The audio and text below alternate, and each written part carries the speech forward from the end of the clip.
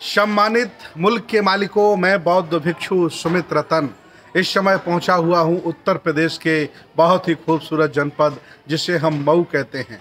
और मैं अभी आया हुआ हूं, यहां का एक पूर्व माध्यमिक विद्यालय है जो सरकारी विद्यालय है, उत्तर प्रदेश सरकार से गवर्न होता है।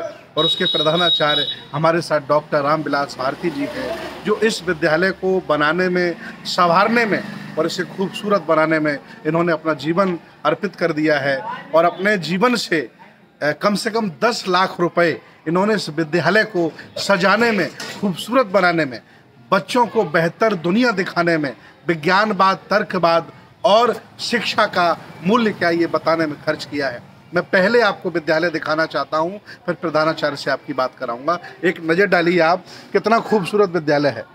आप देख सकते हैं, इधर देखिए, ये गेट है, गेट में धम्म चक्र लगा हुआ है। और ये पौधे देखिए, कितने महंगे महंगे पौधे, कितने अच्छे अच्छे पौधे आदरणीय प्रधानाचार्य जी ने विद्यालय में लगाए। ऊपर धम्म चक्र आप देख सकते हैं। ये जो कमरे हैं, इनमें टाइल्स लगा हुआ है, पत्थर लगा हुआ है, सब में पंखे लगे हुए हैं और इन्वर्टर भी लगा हुआ है। बिजली आने जाने की कोई चिंता नहीं है।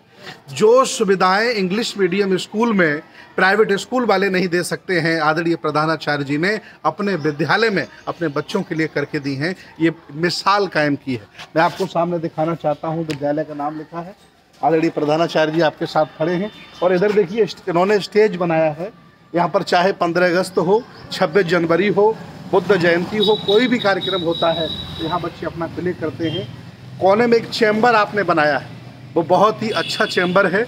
उसमें संस्कृति सभ्यता की झलक है और बहुत ही कॉस्टली चैम्बर डेवलप किया है। बगल में आपने एक बच्चों की बैंक डेवलप की है। बैंक, इनका मानना है कि बच्चे अपने हिसाब से वहाँ पैसे जमा करेंगे, अपने हिसाब से पैसे निकालेंगे ताकि उनको तकलीफ जीवन में ना आए। इसलिए आदरणीय बैंक की जो परिकल्पना है, आदरणीय प्रधानाचार्य जी अपने वक्तव्य में बताएंगे। पहले मैं आपको दिखा दूँ।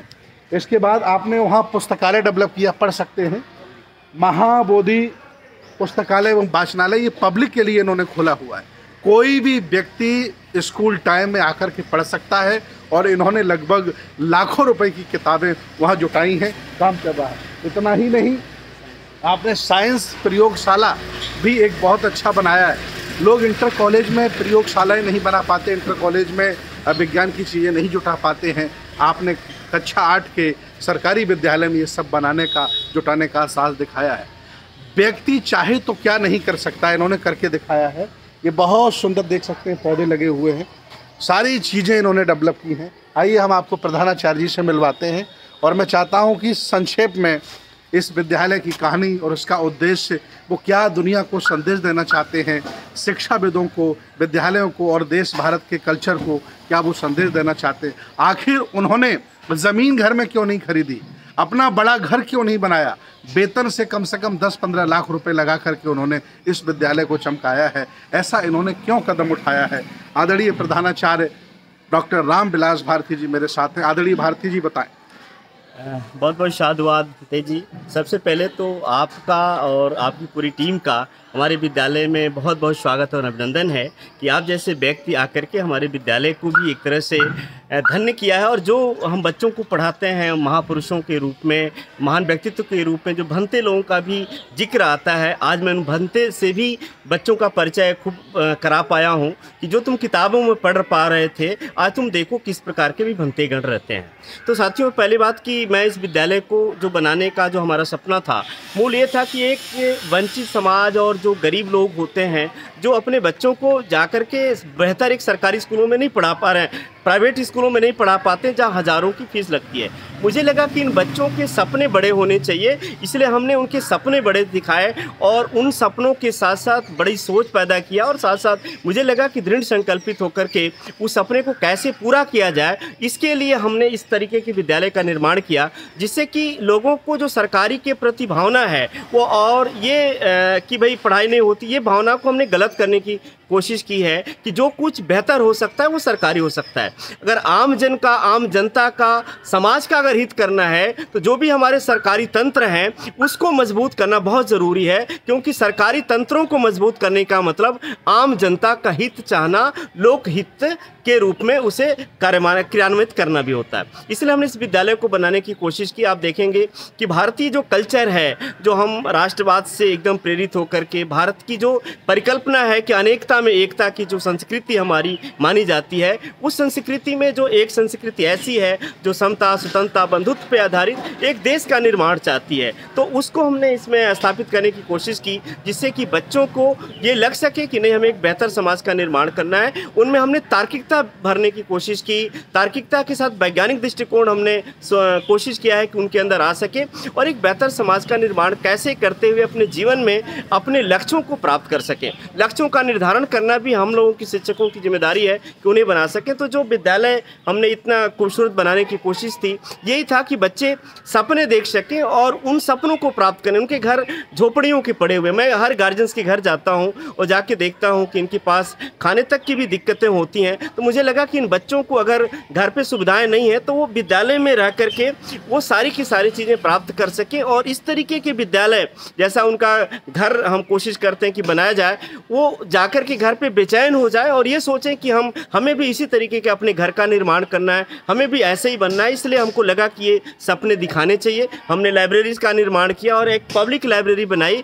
और पब्लिक लाइब्रेरी इसलिए बनाई, माननीय प्रकाश बिंदु साहब हमारे यहाँ जिलाधिकारी रहे, उन्होंने इसका उद्घाटन किया। उसके बाद फिर अन्य चीज़ों का उद्घाटन ज्ञान प्रकाश त्रिपाठी हमारे जिलाधिकारी रहे हैं, उन्होंने सब लोगों ने आकर के इसे प्रोत्साहित किया। और हमने जो लाइब्रेरी बनाई, लाइब्रेरी का मुख्य उद्देश्य है कि जो बच्चे जो बाहर नहीं जा सकते, जो इलाहाबाद या दिल्ली नहीं जा सके, उनको हम यहाँ सारी की सारी यहाँ सुविधाएं उपलब्ध करा सकें। जो मेधावी हैं, जो आर्थिक रूप से थोड़ा दिक्कत में हैं, उनको सारी सुविधाएं उपलब्ध करा सकें, जिससे कि इसी लाइब्रेरी में पढ़ करके वो IAS बन सके, इंजीनियर बन सके, डॉक्टर बन सकें, जिससे कि आने वाले समय में भी वो बेहतर समाज के निर्माण करने में अपनी भूमिका निभाएं।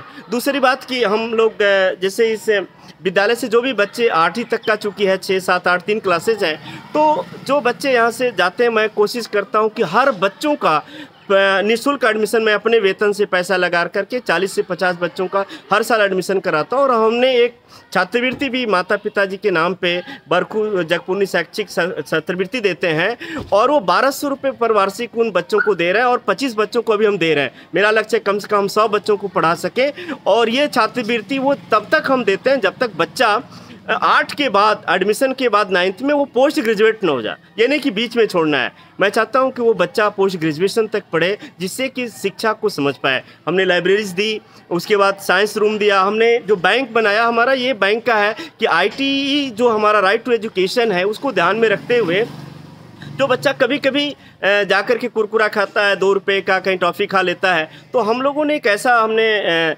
विद्यार्थी समृद्धि शिक्षा समृद्धि बैंक जो बनाया है, उसका ये है कि वो बच्चा अपने आप जमा करेंगे। इनका मैनेजर भी बच्चा होगा, कैशियर भी बच्चा होगा, जिसकी वजह से वो जब वो जमा करता है 1 रुपये 2 रुपये, अधिकतम 100 रुपये से अधिक नहीं जमा कर सकता, तो उन सारी धनों का जब हम उन्हें वापस देते हैं तो हम अपने पास से उनके पैसे में इंटरेस्ट के रूप में, ब्याज के रूप में हम अधिक से अधिक धन उसमें जोड़ते हैं, जिससे कि बच्चा वो पैसा अगर लेता है अथवा उसके बदले वो कॉपी ले सकता है या बेल्ट ले सकता है, इस तरीके की वो फैसिलिटीज़ हमने दे रखी है। वो बच्चा स्वयं लेगा, स्वयं वो पैसा डालेगा और स्वयं ईमानदार लेगा। इससे हम 2 चीज़ें हम कर पाते हैं कि वो उसके अंदर ऑनेस्टी डेवलप हो सके, ऑनेस्टी के साथ साथ वो ब्याज को जान सके, मूलधन को जान सके, और बैंकिंग जो प्रणाली होती है, ये व्यवस्था क्या होती है, उसको ठीक से जान सके। तो हम उसका जो व्यवहारिक ज्ञान है हम कक्षा 8 तक ही करा पाते हैं। फिर इस प्रकार के मीना मंच है हमारे हैं, लाइब्रेरीज की जो इस तरीके का हम लोगों ने कोशिश किया कि एक बेहतर समाज के निर्माण में